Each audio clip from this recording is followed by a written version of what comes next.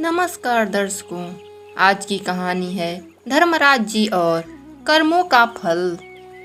बहुत पुरानी बात है।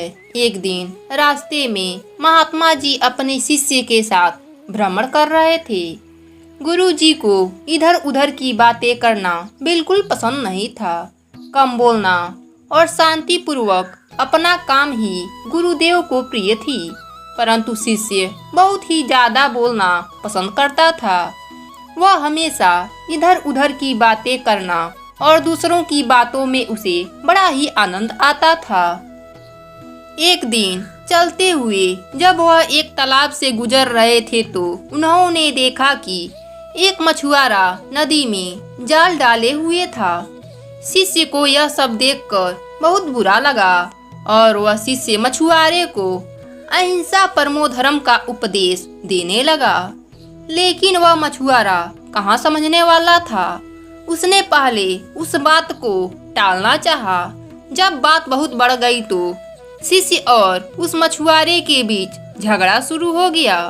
जब झगड़ा हो रहा था तो गुरुजी आगे निकल गए थे।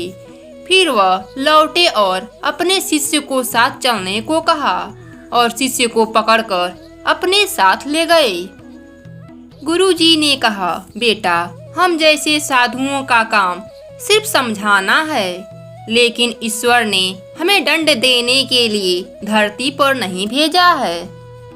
शिष्य ने कहा, हमारे राजा को ना तो बहुत ऐसे दंडों के बारे में पता है और ना वह बहुत से लोगों को दंड देते हैं, तो आखिरकार इन जैसे लोगों को दंड कौन देगा।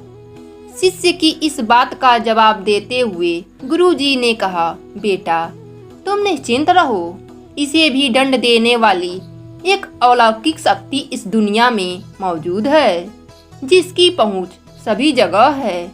ईश्वर की दृष्टि चारों तरफ है और चारों तरफ वह देख रहे हैं। इसलिए तुम अभी चलो और इस झगड़े में तुम्हारा पड़ना गलत होगा।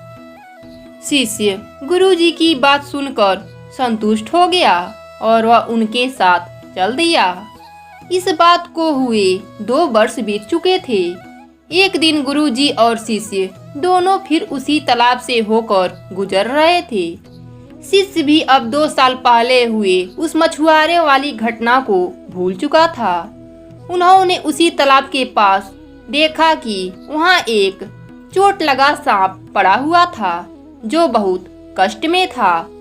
उसे हजारों चींटियां नोच नोच कर खा रही थी। शिष्य ने यह दृष्टि देखा और उससे रहा नहीं गया। दया से उसका हृदय पिघल गया। वह सर्प को चींटियों से बचाने के लिए आगे बढ़ रहा था कि गुरुजी ने उसका हाथ पकड़ लिया और उसे जाने से मना करते हुए कहा, बेटा, इसे अपने कर्मों का फल भोगने दो। यदि अभी तुमने इसे रोकना चाहा तो इस बेचारे को फिर से दूसरे जन्म में यही दुख भोगने होंगे, क्योंकि कर्म का फल अवश्य ही भोगना पड़ता है। शिष्य ने गुरुजी से पूछा, गुरुजी, इसने कौन सा कर्म किया है जो यह ऐसी दुर्दशा में फंसा हुआ है। गुरुजी बोले, यह वही मछुआरा है जिसे 2 साल पहले इसी स्थान पर तुम मछलियों को ना मारने का उपदेश दे रहे थे और वह तुम्हारे साथ लड़ने के लिए आग बबूला हुआ जा रहा था।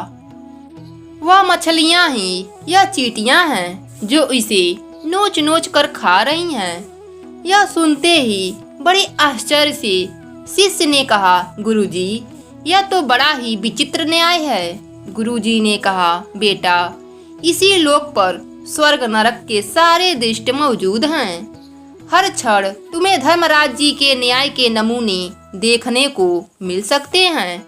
इसलिए अपने कर्म को हमेशा याद रखो, क्योंकि सच यह है कि वह तुम्हें भोगना पड़ेगा। जीवन का हर क्षण कीमती है, इसलिए बुरे कर्म के साथ इसे व्यर्थ मत जाने दो। शिष्य को गुरुजी की बात स्पष्ट रूप में समझ आ गई। तो दर्शकों, अगर हम अपने जीवन में अच्छे कर्म करेंगे तो धर्मराज जी उसी के अनुरूप हमें फल देंगे। इसलिए आप भी अपने जीवन में अच्छे कर्म करें। धन्यवाद।